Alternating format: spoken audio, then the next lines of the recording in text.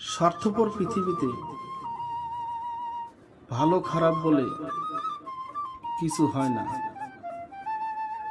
তুমি যার মন রাখতে পারবে তার কাছে ভালো, আর যার মন রাখতে পারবে না তার কাছে খারাপ। এটাই বাস্তব।